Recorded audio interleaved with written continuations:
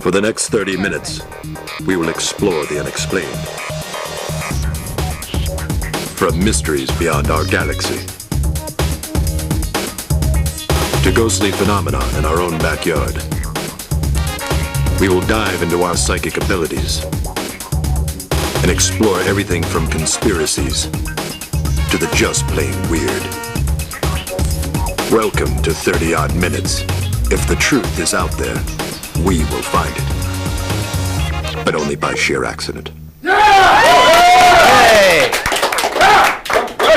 Welcome to 30-odd minutes. It's great to have you back. We've missed you and glad you're here with us tonight. Want to remind everyone, if you're watching online at 30oddminutes.com, you can jump into our chat room, and Sarah and Rob are waiting for you. There they are. How are you doing? Good. Good? Excellent. Everything's good? Oddballs, you're good? Yeah! All right. It's going to be a great show tonight. We're going to be talking about astral projection, out-of-body experiences. It's going to be amazing, really fun. Want to tell you, write us. We love to hear your feedback. You can email us at info@30oddminutes.com. And that being said, we did get an email this week. Let's check this out. Dear Oddlings, no one's called us that before. Yesterday, my best friend Kim and I decided to go on a paranormal excursion. We drove around aimlessly, taking random pictures, posing with statues and grave markers, perverting religion wherever we found it, and we're just generally goofing off. However, I did a little EVP work while we were there, serious EVP work. The cemetery where we investigated was located near a not heavily trafficked area, which was great for recording. A lone truck did go by, however, and although I didn't see the occupants, they made their presence well known with wolf whistles and horn blowing. Kim said, "What was that?" And I replied, "Well, of course he beeped his horn. I mean, come on, there's a couple of hot girls roaming around a cemetery. What could be more sexy than that?" Frankly, we have no idea. We took a poll around here. Nothing could be more sexy than that. When I listened to the tape later that night, right after I said that, in a whispery voice I heard, "You're nuts." Have you ever encountered anything like this before? Love and darkness, faith. Faith, yes, we have. We've encountered many people who were nuts before, and we appreciate you writing in and being an oddball. Thank you. So, in the past, we've talked about all kinds of paranormal subjects. We've talked about EVP, electronic voice phenomena, where you take an audio recorder and hold it up and try to capture spirit voices. And we've talked about animal spirits. Well, we had a holiday recently, and I thought, wouldn't it be interesting to try a paranormal experiment and combine the two? This is what happened. Is your spirit present?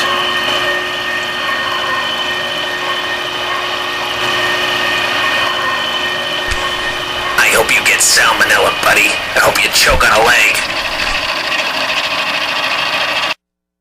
Hey! Huh? No, not that good. Spirits. Holiday spirits, very good. Well, that's how it goes sometimes. All right, astral projection. I've been interested in this subject since I was a kid. The idea that you could actually project your consciousness out of your body, go somewhere, interact, almost like a controlled dream, but actually be there. It's an incredible idea, and we've got just the right person to talk about it tonight. I want to welcome Robert Bruce. Robert is an internationally respected mystic, author, and speaker. He had his first out-of-body experience at age 4 and has since spent his life actively exploring the metaphysical, paranormal, and spiritual phenomena. Robert's the author of the best-selling books, Astral Dynamics, Practical Psychic Self-Defense, Energy Work, and co-author of Mastering Astral Projection workbook and the audio series with Brian Mercer, a true spiritual pioneer of our times, all the way from our studios down in Perth in Western Australia. Please put your hands together for Robert Bruce. Yeah. Robert, good day. You're on. How are you, sir? Yeah, Mike. Yeah. Hey, thank you. You are the furthest guest we've ever had, so we appreciate you being on.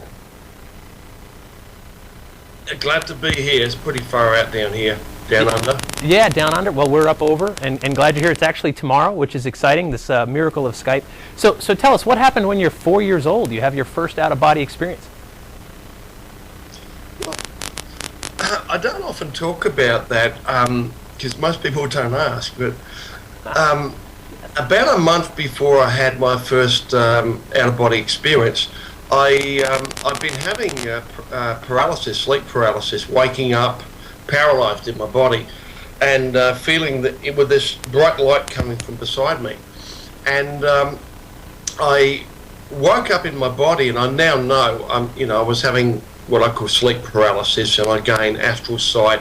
I can see in the astral dimension around me, and only once, I was only little, I turned around, and I now know I was moving inside my body. I wasn't physically moving. You could say my astral body was moving. And I looked around beside me to where this bright light was coming from, and I saw a large ET, insect looking like ET with a big triangular head, sitting beside me with a big ball of light. And I passed out just after then, but a few weeks later I just started floating up out of my body and floating through the house like every night. So incredible. So I don't know what the relationship there is. Well, let's talk about what is astral projection. What is an out-of-body experience? When you have an astral projection of any kind, a part of you leaves your physical body, and I say a part of you. There is an energy copy of you that leaves your physical body mind. The original copy of you, the master copy, always stays inside of your physical body mind. Your memories, your spirit, your soul, whatever you want to call it, all of that stays intact. That never leaves your body until you die. While you're alive, that stays there. But you generate an energy copy of yourself every time you sleep. And this is like the RAM in a computer. And this is projected out of your body, this energy, and it is connected to you with an energetic cord, often called the silver cord, various other names for it. And this energy copy of you can fly, walk through walls, do anything, go to other galaxies at limitless speed. And it can also travel in outside of what I call real time. And real time is the world as we know it, as it's happening. But you can also travel into other dimensions in your astral body. But yeah, it's a natural thing. Everybody does it. Every animal does it. I say that because I have, for many, many years, when I meditate, I gain astral sight, which is a type of clairvoyance, where you can see through your closed eyes into the room around you. And with that level of sight, you can see spirits, other astral projectors. And when I meditate, I've often got my dog or my cat in the room with me, curled up on the floor asleep. And I've often watched them astral project, meaning I've seen a pale glowing shape of them separate from the body and move off around the room. And sometimes these ghosts, like a ghost dog, will come up to me and put its head on my lap, and and I can hear the sort of puffy sort of dog huffing sort of noise. Hi, boss. And I've watched my children come out of their body and play with the dogs and cats in the astral, and it's like a circus in there. It's amazing to see. But no, my observations, everything. Now, if everything projects, every living thing, at least pets do, domestic pets and humans, if everybody projects every night, there must be, logically, a natural purpose for it. Right, right. And so what would be the difference between, say, astral projection and remote viewing? Or is there a difference? They are strongly related. Keep in mind that remote viewing is the technical term, the modern scientific term for clairvoyance, which is what I'm talking about. Right. It's a disciplined way of using clairvoyance to extract real-time data or future data from something. But they are strongly connected because remote viewers will often bilocate and find themselves visually at the scene of whatever they are remote viewing. So they tend to shift out of body. So it is strongly connected to astral projection. So, but you're actually there. So if you are conscious that you're out of your body, you could go to Paris, you could go to New York, and you're actually there in real time in that environment? Yes, you can do that. Most people can hold a real-time astral projection, which is a different level. It's the first level of astral projection for only a short period of time, but some people are quite good at it. So you can definitely do that. Yeah, you could look around, have some fun in real time and see what's going on. Lots of applications for that. Excellent. Well, Robert, we do have a question for you from our chat room, live at 30oddminutes.com. What's going on? We do, Robert. So people want to know that if you know that you're disconnected from your body, do you actually have different kind of sensations while you're outside of your body traveling around? Did you hear that? I can pass it along. So are you actually hearing, smelling, feeling, or is it a different kind of sensation when you're out of your body? You have all the normal senses, but they are greatly enhanced, many times stronger than they are in real life. For example, if you are flying over, let's say you're 20 feet high and you're flying across a lawn and then some pavement and a road, as you are flying over it, you will smell and taste the grass and the grass roots and the dirt and the asphalt. You'll taste and smell the oil and in the asphalt. And if you pass over a tree or through a tree, for example, you will strongly taste and smell the sap and the bark and the woodiness of it all. So your senses are greatly enhanced.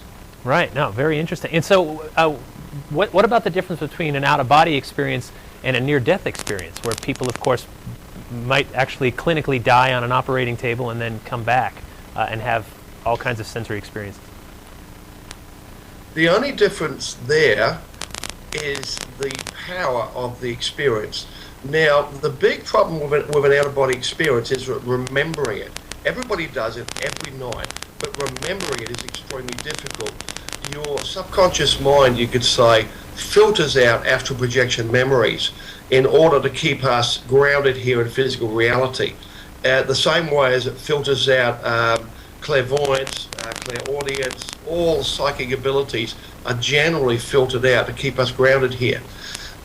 Near-death experience is just a very vivid out-of-body experience, but because you have physically died, there can be some spiritual connections, connotations there. You may see deceased loved ones, you may not, you may have an afterlife type of experience, but it is essentially the same type of experience. So are we saying when you die, that silver cord that attaches you to your body, does it sever, and now your consciousness is free in this astral body? Yes, when you physically die, you could say the energy cords that connect you to your energy copy, your astral body, start to erode. And over a period of time, I'm not sure how long this takes, it may take hours or a day or so, I don't know. Realistically, probably an hour or so. That severs, and when it does sever, you are, as you say, an astral projector, a very powerful real-time astral projector existing in the real-time astral zone. And in this stage, you are a typical ghost. And most people will spend, it varies a fair bit, but on average, they spend about 2 weeks in the real-time zone as a real-time spirit, which is the same as a real-time projector, only more powerful. And after that, they fade away into the astral realms, you could call them the heavens, the Bardo realms, where most of the processing of your life experience occurs. Something very similar to the dream state, where you process every detail of your life. Right. Now, you sent us a graphic of different levels, right? Different astral planes, right? Yep. If we could bring that up, Andy. So we've got, this is when you're leaving your body, you can visit various planes. Are we on one plane right now, living and awake? Well, imagine that we are existing, all of these dimensions, they don't have a spatial location. It's very difficult to put fourth dimensional concept in the three-dimensional. Imagine all of these dimensions, the 7 astral planes which are shown in your picture, the traditional 7, are superimposed over physical reality. They don't exist in any place. You can't point to them because they're already here. The spirit worlds, the heavens, all the other dimensions all exist here, superimposed over the other. You can say they are different frequencies of existence. Different vibrations is another way of describing it. But when you enter these from a real-time astral projection and you go into the astral planes, you will often perceive the planes laid out like the pages in a book, like that diagram, and you will find yourself going up through them one at a time, and you'll be aware of going through each one, and the colors relate to the colors of the spectrum. And each plane, as you go through it, if you look back down, has a surface skin on it. and every one is the same. They're different colors and complexity, but they all have grid lines extending into infinity in all directions. And you find the squares, which they, of course, the grid lines make squares. If you could show that graphic of the astral plane's surface skin, the blue one, Yep, right. that's the one. That stretches onto infinity. And on the higher plane, this one is about the 5th or 6th astral plane. They don't have signposts up there, I'm guessing, relating to the throat chakra, the blue color probably. Now, each of those squares, when you dive down onto it as an astral projector, is about the size of a very large football field. So they're quite large, and those colored diagrams there, in the center of that, the centerpiece there is, on that particular plane, there's a violet jewel structure there. It was difficult to get to depict that with art, so we just did a blob. Now, if you penetrate that surface skin in that particular place, it will take you to the highest level of the astral planes at the top here. Now, if you go through one of the other colors, it will take you to a different area. If you go through the squiggly bits on the side, each of those go to different astral planes, realms, and areas within the astral planes. But the complexity of each of these surface skins, as you come up through the first astral plane and look back down, you would see like a desert scene, grid lines, beigey sort of color with a few rocks scattered around, a bit of sand. Very, very plain. The second one is a little bit more complex. The third one is a fair bit more complex. And they increase in complexity and beauty as the higher you go. And they're absolutely awesome to see these during an astral projection. Right. There's a sense of bigness there. Yeah, no, I can imagine. All right, Robert, stay with us 1 second. We have to take a very odd break. If we could bring that up. And now, an odd fact with Matthew Moniz.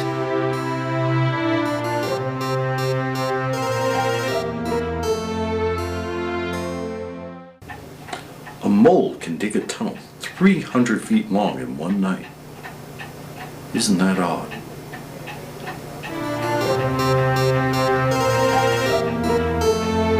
This has been an odd fact with Matthew Moniz. Thank you, Matthew. I feel like we learned something. That's right, man. Good stuff. Very odd. All right, Robert. So, all right, this is definitely getting complicated. Let's simplify if we can.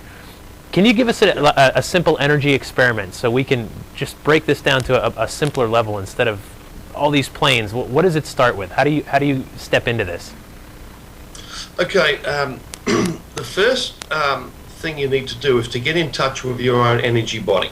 Mm-hmm. I have a system of energy work I developed which is very, very simple to learn. I can teach you in like 1 or 2 minutes to feel energy in your own body. Right. And the easiest way to do this is to do it.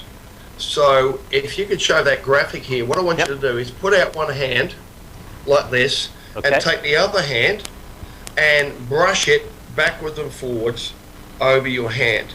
Okay. It might be better if you show my hands doing this. I'll show the There we go. That's it. Get the fingertips of one hand and brush across the surface of your other hand. Now, concentrate on the feel that you're causing in this hand here, that one there. You're feeling the touch moving backwards and forwards, fingertips to wrist here. Right. Okay.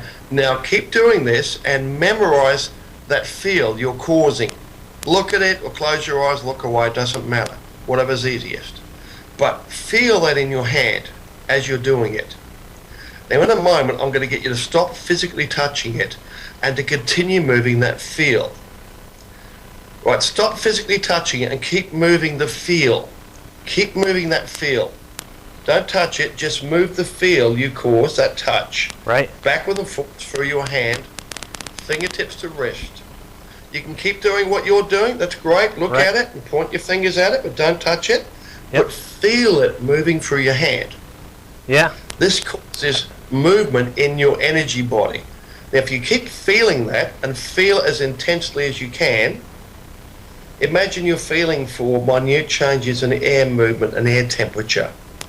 but move that feel. Do it again if you need to refresh your memory, Yep. what it feels like, then keep moving that feel. I do Use your feel it. tactile senses. Yeah, no, I mean, I can feel like it's almost like jelly around my hand, invisible jelly. Yep, you've got it. Keep moving it. It just takes a part of your mind. Yeah, If you feel anything like a jello sensation, like a sensation like a magnet moving up and down, right. you might feel a tingling, a buzzing, a warmth, a cool, but you'll feel something. Right. Yeah, you'll feel something. Yeah. And that puts you in touch with your energy body. Now, get both hands together like this. Okay. Rub them together. Clap your hands a few times. That's it. Like this. Open your fingers. Like this. Right. Okay. Now put both hands out in front of you, just like me. Focus on the residual sensation we just caused by clenching your hands on that. Right. Feel that little sensation in both your hands. And fingertips to wrists through both hands simultaneously. Have them face up like this. Fingertips to wrists. Feel. Move the feel from your fingertips to your wrists through both hands together. Just feel it.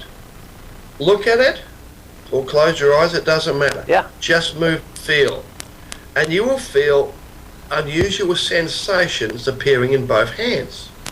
In some people, these can be very, very strong. Some people, they'll be mild. Most people will feel a fuzziness, a warm, sort of a tension, like a mild cramping as they move their body awareness. Right. Back to the floors from fingertips to wrists.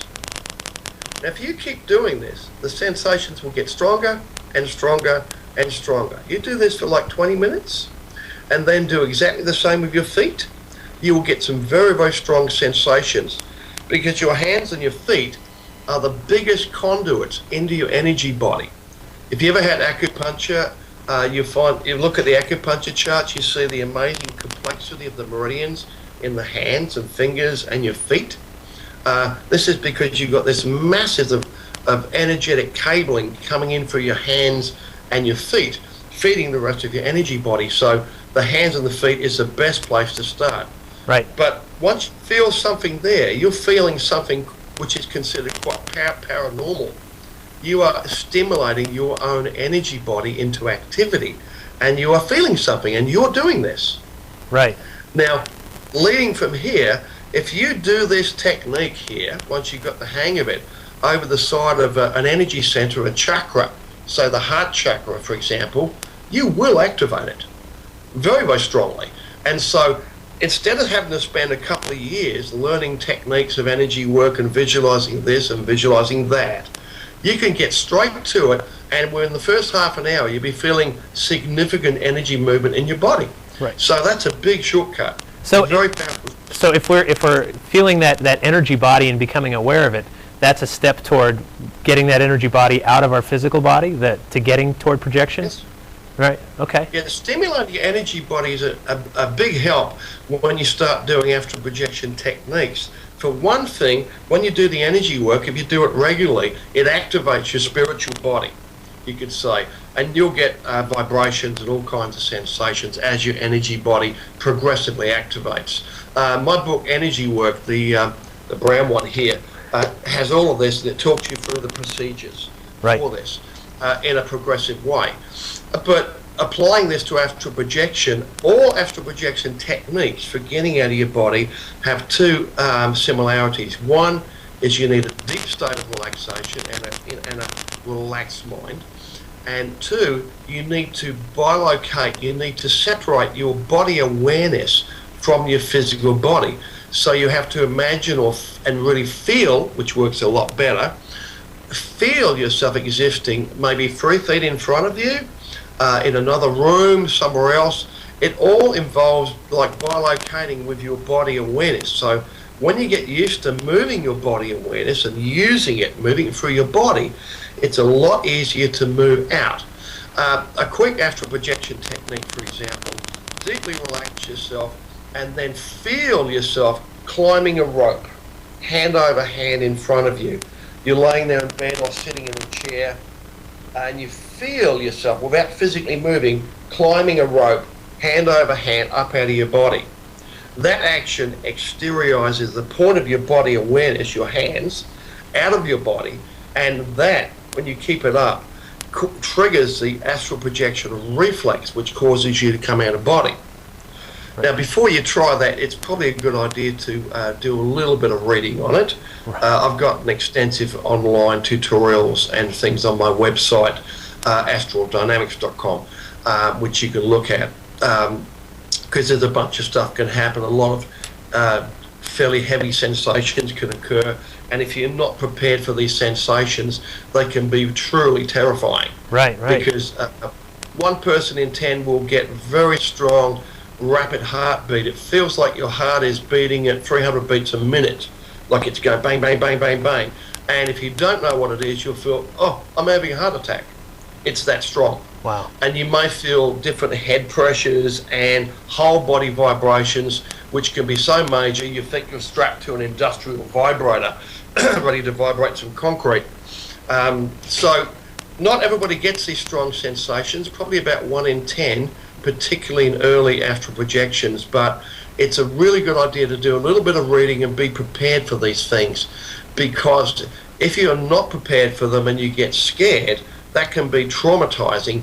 And if you are traumatized with fear, it causes a psychological flinch reflex in a subsequent astral projection. So when you start getting near that sensation that scared you before, you can get, oh no, not that again, and tense up and break it, so it makes it more difficult to get out of your body. Very good. Well, Robert, we do have another question in our chat room. Go ahead, Rob. It's actually a combination of a few questions, but basic question is, while astral projecting, can you communicate with alien species, other astral projectors, or even the dead? So can you communicate with other alien species, the dead, other beings in an astral state while you're in this state? Can you have communication? Yes, absolutely. If you're in the astral dimension real time, mainly the real time, you will occasionally come across ET types. I generally, stay away from them. And you'll occasionally come across spirits. Particularly in real time, you'll come across earthbound spirits. And remember that most people, when they first die, you could say are earthbound for the first 2 weeks. And moving around in real time like a ghost before they move on. In a way, that's kind of like it gives them time to say their goodbyes and get used to the idea of being dead. And then they move on into the astral planes. Now, in the astral planes, you will encounter spirits. I visit my mother quite regularly, and she died in 2002. And my father and other people I've known, they've got a nice little astral realm. It's like a little seaside resort. Other people I know, they have various existences over there, and some of them are busy processing their lives by reliving them. Now, in the astral, it's like a dream environment. What you think, it appears around you like it's real. Right. And so it's a perfect environment for processing your life. But yeah, you can definitely communicate with people. You don't see a lot of them when you get out into real time. It's generally pretty quiet. You're quite alone. Yep. But if you go traveling further afield, you'll come across spirits and other things. Very good. Well, Robert, thank you so much for being with us. It sounds like an incredible journey, one that we undertake each night, but one that maybe we can control. And what could that lead to? Astral Dynamics, the name of Robert's latest book. For more information, you can always visit our website, 30oddminutes.com. We'll have links to everything that Robert's doing. Robert, thank you so much for joining us. We really appreciate it. You're most welcome. If you check my website out, I also do online courses. We do 5-week training courses for astral projection. Right. So check out my website, please. Very good. Thank you. All right.